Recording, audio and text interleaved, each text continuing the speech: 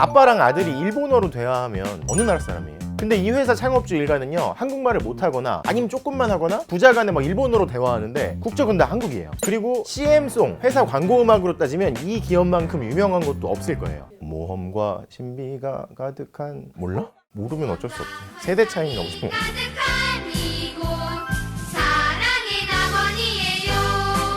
그리고 한국에서 제일 높은 건물이 어디죠? 123층 555m 높이의 서울 잠실에 있는 이 기업의 건물이죠. 반지의 제왕에 나올 것 같은. 163층 828m의 두바이 부르즈 할리파, 128층 632m의 상하이 타워, 120층 601m의 사우디 메카의 알베이트 타워, 115층 599m의 선전핑한 파이낸스 센터에 이어서 세계 5번째로 높은 마천루예요. 이 기업은요, 이런 테마파크, 사옥, 마천루 같은 가장 높고 크고 넓은 뭔가를 짓는데 골몰해 왔어요. 왜 한국인 중에서 세계 부자 랭킹 최고 순위까지 올라갔던 사람도 이 기업 창업주죠. 지난번 말씀드린 9위까지 올라갔던 현대 정주영 창업주도 아니고 삼성 이건희 회장도 아니고요. 근데 이런 식이면 이 기업 오너 일가가 굉장히 주목을 받았어야 마땅할 것 같은데 2010년대 들어서 2세 두 아들들이 싸우기 전까지는 베일에 가려져 있었어요. 100살까지 살면서 최고의 부자로 살았고 창업 1세대 재벌 가운데 가장 오랫동안 권좌에 있었는데 말년에는 육신과 정신의 노화가 겹쳐서 끝이 안 좋았던 창업자 아버지. 그런 아버지가 거의 별세 직전까지 그룹에 키를 안 놓으려고 하니까 그 아버지를 권좌에서 끌어내린 후계자 둘째 아들. 장자라는 어드밴티지를 지켜내지 못하고 그룹에서 쫓겨난 장남. 그리고 수수께끼에 쌓인 주변 인물들까지. 자, 오늘의 주제는요, 왕조와 마찬가지로 재벌의 세계에서도 하늘에 두 개의 태양은 존재할 수 없다는 걸 절절하게 증명해온, 그 과정에서도 줄곧 최고의 자리를 지켜오다가 현재는 사상 최대의 위기를 겪고 있다는 한국과 일본이 낳은 기묘한 재벌, 재계 서열 5위의 롯데그룹입니다.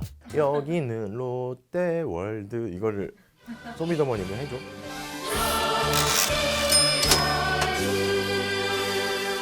자, 오늘의 이야기는 사진 한 장으로 시작합니다. 1965년이었죠. 해외에서 성공한 한 사업가가 한국으로 입국하는 장면이에요. 왜 왔을까요? 그거는 좀 이따 설명하고요. 먼저 이 사람이 누군지 한번 살펴볼게요. 이 사진을 기억해주세요. 울산에서 농업학교를 졸업하고요. 돼지나 소의 종자 관리하는 일을 하다가 배를 타고 20살 때 일본으로 건너갑니다. 그래서 우유 배달 같은 걸 막 닥치는 대로 일을 해가지고 고학으로 대학을 졸업하고, 그러고 나서 비누를 만들어서 팔다가 돈을 모아서 그 다음에는 껌을 팔아서 사업을 일으켰던 45살의 제1교포 사업가 신격호였죠. 그런 얘기 들어봤어요? 왜 재벌들은 어떤 일로 사업을 먼저 시작해가지고 돈을 벌고 재벌이 됐느냐, 이거에 따라서 그 기업의 월급이 결정된다, 뭐 이런 얘기가 있어요. 설탕이냐 전자제품이냐 뭐 석유화학이냐 자동차냐, 왜 보통 업종에 따라서 마진율이 다르게 마련이니까요. 근데 롯데의 경우에는 그게 껌이었던 거죠. 아니, 롯데가 껌이라는 게 아니라 롯데가 껌 팔아서 재벌이 됐다는 거죠.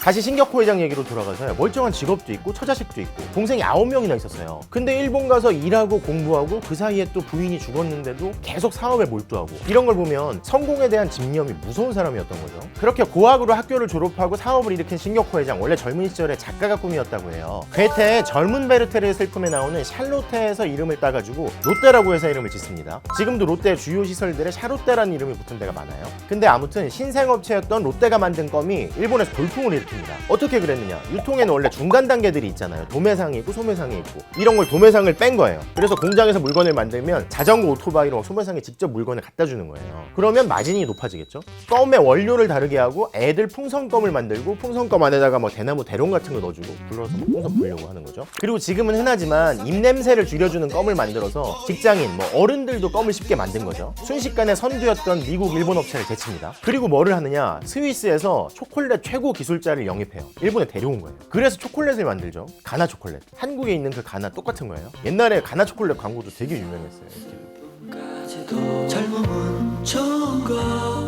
저도 어렸을 때 텔레비전에서 이미연 씨 나오는 가나 초콜릿 광고 보면서 초콜릿을 만들고 일주일에 500번씩 텔레비전 광고를 냅니다. 엄청 공격적으로 마케팅을 한 거죠. 승부수가 통해서 단숨에 성공한 거죠. 또 이때 일본에서 미스 롯데 선발대회를 열어요. 이것도 화제가 됐는데 나중에 한국에서도 미스 롯데 선발대회를 똑같이 열죠. 원미경, 이미숙, 최시라, 안문숙 씨 등이 이 대회 출신이고요. 참고로 신격호 창업주의 세 번째 부인 사실혼 관계인데요, 1회 미스 롯데 출신이죠. 암튼 롯데는 메이지 모리나가에 이어서 3대 일본의 제과업체로 급성장합니다. 그때쯤 한국에서도 껌 생산을 시작하고요, 껌 포장하는 은박지 생산 업체를 만들죠. 이게 불과 사업 시작한 지 10년 정도 만에 이루어진 일이에요. 일본에서 비누 만들고 껌 만들고 초콜릿 만들고 성공해서 돈을 벌고, 그걸 바꿔서 한국에서 껌 만들고 또 은박지 만들고. 껌이라면 역시 롯데껌. 근데 아까 사진 있죠? 신격호 회장 입국할 때요. 그때 한국 상황은 어땠을까요? 연간 1인당 국민소득 110달러, 한 13만 원? 세계 최빈국 중 하나였어요. 일본은 당시 우리보다 10배 정도 됐고 급성장하고 있었죠, 경제도. 근데 우리 정부도 경제 개발해야 되겠는데 돈이 너무 없는 거예요. 110불이니까. 근데 한국에 소문이 났을 거 아니에요. 제1교포 신격호가 돈을 많이 벌었다. 그래서 경제장관이랑 뭐 최고위층이 신격호 회장을 어떻게 꼬실지를 막 고민하기 시작합니다. 아까 한국에서 뭐 껌이나 은박지 같은 건 만들고 있었다고 했잖아요. 신 선생, 한국에서 껌이랑 은박지, 뭐 사탕 이런 것만 만들지 말고 좀 큰 사업도 한번 해봅시다. 뭐 제철 사업 같은 거 해봅시다. 신격호 회장이 이 제안에 관심을 보여가지고 제철 사업을 할 뻔했어요. 근데 정부가 국가에서 하겠다고 해가지고 엎어졌죠. 그랬으면 어떻게 됐을까요? 포항제철이 롯데제철이 될 뻔한 거예요. 포스코가. 아무튼 정부 입장에서는요, 저 양반이 번 돈을 일본에 그냥 고스란히 남겨두고 오면 안 되는데 어떻게 들여올 방법이 없을까? 계속 고민하게 된 거죠. 그렇게 고민을 하고 있었는데 계기가 찾아옵니다. 혹시 한국에 외국인 관광객이 얼마나 들어올 것 같아요? 올해는 코로나19 때문에 상황이 좀 달라졌지만요, 작년에 1750만 명이 들어왔습니다. 1.8초마다 한 명씩 들어왔어요. 관광 수입만 25조 원이 넘어요. 그러면 아까 그 사진 시점 1965년엔 어땠을까요? 33,463명에 불과했습니다. 1년을 통틀어서 관광 수입이 772만 불 정도 됐어요. 근데 왜 갑자기 관광 얘기예요? 아까 말씀드린 신 회장이 일본에서 번 돈을 가져올 수 있는 계기가 관광에 있었기 때문입니다. 1964년에 일본이 OECD에 가입해요. 해외여행이 자유화돼요. 참고로 한국도 해외여행 자유화된 게 1989년이에요. 이번에 못 나갔어요. 그리고 바로 1965년에 한일 수교가 이루어져요. 왜 해방 이후에 국교가 단절됐었으니까. 그럼 어때요? 일본인 관광객이 급증할 거다. 이런 계산이 가능해진 거죠. 바로 옆 나라니까. 그리고 1970년에는 일본 오사카에서 만국 박람회 엑스포가 예정돼 있어가지고 오는 사람들이 한국도 들릴 수 있지 않겠냐 뭐 이런 예상도 있었어요. 근데 서울에는 변변한 호텔이 없었어요. 지금도 그 자리에 있는 조선호텔, 그리고 조선호텔에 묵으려던 일본인 재벌이 옷차림이 좀 후지다는 이유로 쫓겨난 적이 있었거든요. 당신 같은 사람 안 받아요. 그랬더니 조선호텔 건너편에다가 조선호텔보다 더 높은 호텔을 짓습니다. 반도호텔. 조선호텔이랑 반도호텔 제외하면 외국인들이 묵을 만한 좋은 호텔들이 없었어요. 근데 조선호텔은 그나마 옛날 거였으니까 미국 기업이랑 손을 잡고 이걸 다시 지어보자라는 계획이 나와 있었고요. 근데 반도호텔은 최고의 호텔이었는데 경영 상황이 점점 나빠지고 있었어요. 이걸 다시 지어야 되는데 돈이 없으니까 이걸 누구한테 맡겨야 되나 고민하다가 신격호 회장한테 맡겨보자, 롯데한테 맡겨보자 한 거죠. 대통령은 물론이고요, 국무총리, 경제장관이 모두 나섰죠. 일사천리로 막 일이 진행이 되고 세금 혜택이 주어지고 해서 만들어진 게 지금 소공동의 롯데호텔입니다. 당시에 대한민국에 있는 건물 중에서 거의 최대 규모였고요. 경부고속도로 짓는 만큼의 투자금이 들어갔어요. 그리고 호텔 부지만 마련해줬던 게 아니라 그 주변에 부속 부지들도 있었거든요. 거기에 들어선 게 나중에 롯데백화점입니다. 국내 최대 규모의 백화점이었죠. 이러한 것들이 일본에서 성공한 롯데가 국내에서 사업을 확장하고 유통 재벌로 거듭나는 결정적인 계기가 됩니다. 그리고 1974년에는 칠성 사이다로 유명한 동방청량음료를 인수해서 이게 나중에 롯데칠성이 되죠. 그리고 79년에는 호남 석유화학을 인수해서 이게 나중에 롯데케미칼의 기틀을 다지는 계기가 되죠. 그리고 80년대에는 서울올림픽이 열리기로 돼 있으니까 몰려들 관광객에 대비한 잠실 롯데호텔 월드가 만들어집니다. 그리고 한때는 세계 최대의 실내 테마파크였던 모험과 신비의 나라 롯데월드 어드벤처가 만들어지죠. 특히 유통시장의 자각력은 어마어마해서요. 신세계 현대백화점도 유명하잖아요. 근데 전국에 매장이 12개, 15개 정도밖에 없거든요. 근데 롯데는 전국에 50개 넘는 점포가 있어요. 자, 한국에서 하는 사업만 떠올려도 백화점, 면세점, 마트, 슈퍼, 세븐일레븐, 편의점, 제과, 음료, 아이스크림, 롯데리아, 호텔, 리조트, 석유화학, 운송, 관광, 롯데캐슬 만드는 건설 등등 엄청 많죠. 그렇죠? 게다가 IMF 외환위기 때도 다른 재벌들과 달리 롯데는 별로 위기를 안 겪었어요. 왜 그랬을까요? 왜냐면 신격호 회장이 다른 한국 재벌들이랑은 달리 돈을 빌려서 사업 확장하는 걸 별로 안 좋아했대요. 그때 외환이 부족하고 그 은행들이 막 어려워지고 금리가 올라가고 대출을 막 걷어들이려고 하고 막 이런 상황인데 빌린 돈 자체가 별로 없으니까 롯데는 어려울 이유가 별로 없는 거죠. 이게 안정적인 경영을 중시해서 뭐 이런 면도 있지만요. 사실 롯데가 굉장히 폐쇄적인 문화를 가졌었거든요. 신격호 회장이요. 기업을 공개해서 주식시장에 상장합시다 이런 얘기가 나오면 왜 내 기업을 쪼개서 남들한테 파냐. 나 돈 많다. 기업 내부 자기 사생활이 노출되는 걸 극도로 꺼리는 폐쇄성이 있었어요. 주식시장에 기업을 공개하는 것도 싫어하고 차입 경영 싫어하고 현금 좋아하고 부동산 좋아하고. 그리고 잠깐 왜 첫 부분에 세계 부자 랭킹에서 가장 높이 올라갔던 한국인 얘기했었잖아요. 1988년 포브스가 발표한 순위에서 신격호 회장이 4위에 오릅니다. 당시 일본이 워낙 잘 나갈 때였고 부동산도 버블이 무너지기 전이었고 그래서 그때는 세계 1, 2위 부자도 일본인이었어요. 때마침 한일 양국에서 사업을 하고 있고 일본의 부동산도 많았던 신격호 회장이 세계 4위 부자까지 오를 수 있었던 거죠. 아니 그 정도 되니까 세계 최고의 실내 테마파크를 지으려고 하고 그 건너편에는 국내 최고, 세계 최고의 높이의 빌딩을 짓겠다 뭐 이런 마음까지 먹었던 거죠. 거죠. 아무튼 일본에서 돈을 벌고 한국에 들여오고 한국에서 또 사업을 광범위하게 확장하고 하면서 어느 순간 한국 롯데가 일본 롯데를 추월하기 시작합니다. 90년대에 이미 한국 롯데와 일본 롯데의 매출이 7대3 정도로 한국 사업의 비중이 커졌으니까요. 2015년에는 20배까지 커졌어요. 이렇게 되니까 바로 이 지점에서 도대체 롯데는 일본 기업이야? 한국 기업이야? 이런 의문이 나올 수밖에 없는 거죠. 그리고 이 모든 사업, 일본 롯데, 한국 롯데 모든 사업의 정점에 신격호 회장이 있었습니다. 직접 뭐 백화점 열면 백화점 가가지고 구석구석 다 살펴보고, 해외 백화점 가면 해외 백화점에서 샘플 사오고 구석해보고 인테리어 보고, 해외 호텔에 가가지고 뭐 이런 게 좋네 하면 이것 좀 해보자 뭐 이렇게 모든 걸 본인이 다 직접 챙기니까 뚜렷한 2인자라는 사람이 롯데그룹에는 없었어요. 아까 그리고 동생이 9명 있었다고 했잖아요. 근데 둘째 동생이었던 농심의 신춘호 회장 같이 형이랑 싸우고 나간 경우가 많았기 때문에 회사에 개입된 형제도 별로 없었어요. 그리고 자식도 다른 재벌에 비해서 적거든요. 부인은 3명인데 자식은 4명. 다른 재벌들에 비해서 그렇게 많지 않은 거죠. 생각해봐요. 본인이 창업했어. 뛰어들 형제도 없어. 자식도 적어. 건강하게 장수해. 측근 그룹도 빈약해. 진짜로 어떤 위협할 존재가 없는 왕, 뭐 이런 존재인 거죠. 신격호 회장이 없는 롯데는 상상하기가 어려운 거예요. 하지만 사람이 영생을 할 수는 없잖아요. 그쵸? 바로 이 지점에서 문제가 발생합니다. 신격호 회장한테는 사실혼 관계를 포함해서 부인 3명이 있었고요. 그 부인들과의 슬하에 아들 2명, 딸 2명이 있어요. 그리고 일본인 아내와의 슬하에 낳은 아들 둘, 싸운 걸로 유명한 1살 터울의 아들들이죠. 첫째가 신동주 전 일본 롯데 부회장이고요. 둘째가 현재 롯데그룹 회장인 신동빈 회장입니다. 80년대 후반부터 90년대 넘어가면서 첫째한테는 일본 롯데를 주로 맡기고 둘째한테는 한국 롯데를 주로 맡겨요. 근데 시점이 미묘한 게 그때가 이미 신격호 회장이 나이가 80 가까울 때였거든요. 근데 너무 건강했어요.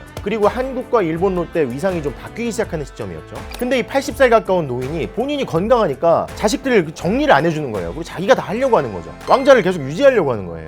하지만 계속 그렇게 정정하기는 어렵잖아요. 아버지가 90을 넘겨서 슬슬 노화가 진행되니까 아들들 사이에 잡음이 일어나기 시작합니다. 일단 2013년부터요. 일본 롯데만 맡을 것 같았던 형인 신동주 전 부회장이 슬슬 롯데제과 주식을 사모으기 시작해요. 한국 롯데제가요. 근데 둘째 신동빈 회장 입장에서 생각해보세요. 어떻겠어요? 어라? 형이 이상하다? 한국 롯데까지 먹으려고? 그렇게는 안 되지. 그랬을 거 아니에요. 참고로 이 두 형제는 성격과 외모가 다 판이하게 다르다 이렇게 알려져 있어요. 이 형제를 곁에서 지켜보거나 직접 만나서 얘기해볼 기회가 있었는데요. 첫째인 형 신동주 부회장은 좀 조용한 성격이다 이런 평가를 듣거든요. 경영은 조심스럽게, 결혼도 평범한 사람이랑 했어요. 근데 실제로 만나서 얘기를 해보니까 옷차림이나 행동 모두 좀 수수하고 조용조용하고 눈도 잘 못 마주치더라고요. 말소리도 좀 조용조용하고 그래서 당시에 측근한테 물어봤어요. 저 양반 취미가 뭐예요? 평소에 뭐 하세요? 했더니 도쿄 시내에서 수행원이나 기사 없이 혼자 차를 몰고 드라이브를 한다는 거예요. 재벌이니까 이렇게 생각할 수도 있잖아요. 막 되게 큰 차, 고급차, 혹은 스포츠카 같은 거 볼 수도 있겠다.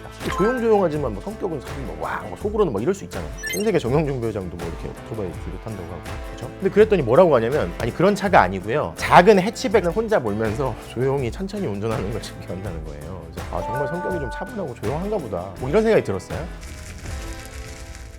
반면 둘째인 신동빈 회장은 형과 성격이 좀 다르다 이런 평가를 받죠. 결혼 상대도 형과 다르게 명문가자제였고요. 아버지 밑에서 한국 롯데그룹을 이끌 때는요. 대규모 인수합병, 해외 투자를 단행해서 그룹 매출을 4배 가까이 키웠고요. 미국 유학 때 좋아했던 크리스피 도넛을 한국에 직접 들여올 만큼 적극성도 있는 성격이에요. 참고로 많은 식료품 유통재벌들이 뭐 자기가 좋아하는 브랜드 해외에서 들여오긴 하지만요. 근데 생각해보면요. 신동빈 회장이 형제 간 싸움이 불거져가지고 사과 기자회견을 하려고 직접 나섰을 때, 그리고 재벌 총수 최초로 국정감사장에 나갔을 때 왜 일본 기업이냐, 일본 사람이냐 뭐 이런 얘기 자꾸 들었잖아요. 아무리 한국말을 잘한다고 해도 어렸을 때 일본에서 자랐으니까 일본 말씨가 남아있잖아요. 그러니까 사람들이 뭐라고 할 게 뻔한데도 직접 나가서 사과 기자회견할 때 마이크를 잡고 말을 하고 국정감사장에서도 얘기를 하잖아요. 이런 걸 보면 피해가지 않는 성격이 있는 거죠. 근데 아까 형의 움직임이 심상치 않으니까 소위 왜 선빵이라고 하잖아요. 선빵 맞은 둘째가 아주 긴밀하게 움직여서 칼을 뽑습니다. 근데 그럴 수밖에 없었던 것 같은 게요. 아주 간략하게 설명하자면 한국 롯데, 일본 롯데 지배구조가 이렇게 돼 있어요. 일본에 광윤사라는 회사가 있고, 광윤사가 일본 롯데홀딩스를 지배하고 있어요. 일본 롯데홀딩스가 한국의 호텔 롯데를 지배하고 있고, 호텔 롯데가 한국의 다른 많은 회사들을, 롯데 계열사들을 지배하고 있어요. 아무튼 이렇게 지배구조가 짜여져 있거든요. 근데 일본 롯데를 주로 맡았었고, 아까 광윤사 같은 데 지분을 많이 보유하고 있는 형이 한국 회사의 지분을 늘린다? That's what we did. 아 이거 잘못하다가는 밀리는 거 순식간이겠다 이렇게 생각한 거죠. 동생이 칼을 뽑습니다. 2015년 초에 형을 그룹의 모든 보직에서 해임하죠. 이거는 보니까 분위기가 내가 먼저 나서지 않으면 형이 나을 것 같은데? 그런 상황이에요. 일촉즉발의 상태. 최고의 방어는 공격이다. 근데 선빵이다. 그러다가 95이 된 아버지가 등장합니다. 이미 정신과 육체가 예전 같지 않았어요. 그리고 이때부터는 진정한 막장 드라마가 시작되죠. 매일같이 뉴스를 롯데그룹의 형제의 난이 달궜어요. 그리고 아까 자식이 넷 있다고 했잖아요. 막내를 제외하고 첫째 누나가 있고 둘째, 셋째 아들들이 있는 건데 배다른 누나죠. 첫째 신영자 전 이사장 쪽 사람들이라고 주장하는 사람들이 몰래 인터뷰를 주선해가지고 신동주 부회장이 막 등장하고 갑자기 신격호 회장이 어디서 찍었는지 모르는 막 인터뷰가 나와요. 그리고 잘 살펴보면 신격호 회장이 입국하거든요. 입국할 때 신영자 전 이사장 쪽 사람들이 그 옆에 붙어 있어요. 근데 이런 인터뷰가 공개되면 공개될수록 일이 점점 꼬이고 망신을 당합니다. 그래서 엎치락 뒤치락 하는 것 같았는데 이미 승부는 기운 상태였어요. 조직을 장악한 둘째 신동빈 회장의 승리로 끝이 나죠. 그러니까 이미 둘째는 일본과 한국을 오가면서 쫙 표심을 다져놓고. 하지만 승부는 끝났는데 이 과정에서 롯데가 엄청난 내상을 입습니다. 일단 창업주 신격호 회장은 예전에 위풍당당했던 모습을 모두 잃었고요. 한정적으로 후견인이 필요하다는 판정을 받죠. 게다가 이 과정에서 녹취가 공개가 됐는데 신격호 회장이랑 신동주 전 부회장이랑 대화를 일본어로 해요. 今日も辞めしてたんだろ辞めてないです。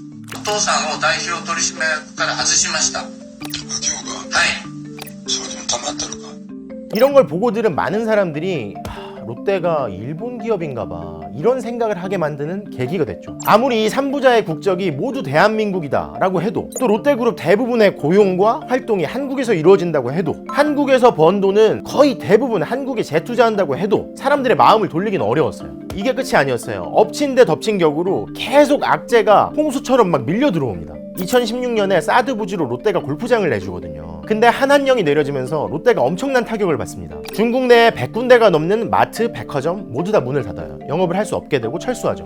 그리고 2018년에는 국정농단 사태에 연루됐던 신동빈 회장이 구속되는 위기를 맞습니다. 그리고 또 반일 감정이 일어나잖아요. 불매운동이 일어나서 타격을 입고. 게다가 2020년에는 코로나19 사태가 왔잖아요. 근데 생각해보세요. 롯데 사업 영역이 어때요? 백화점, 면세점, 호텔, 마트, 편의점 완전히 직격탄을 맞습니다. 게다가 국내 최대 유통업체라는 위상에 걸맞지 않게 언택트 시대, 그러니까 온라인 쇼핑에 너무 준비가 덜 돼 있다 이런 평가를 받아요. 한창 이런 걸 준비해야 될 시간에 최대 주주 일가 간의 싸움에 너무 많은 공력을 쓴 것도 원인 중에 하나라고 할 수 있겠죠.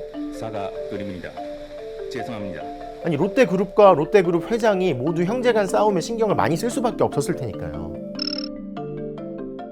자, 이렇게 창사 이래 최대의 위기를 겪고 있는 롯데그룹인데요. 롯데그룹은 이 난국을 타개하기 위해서 앞으로 어떤 행보를 보일까요? 이렇게 지난한 싸움 끝에 1인자 자리에 오른 신동빈 회장이 선친 때의 영광을 계속 이어갈 수 있을까요? 한국과 일본에 걸쳐있는 복잡한 지배구조는 또 어떻게 풀어갈까요? 12만 명이 넘는 롯데그룹 임직원들을 포함해서 많은 사람들이 주목하고 있을 겁니다.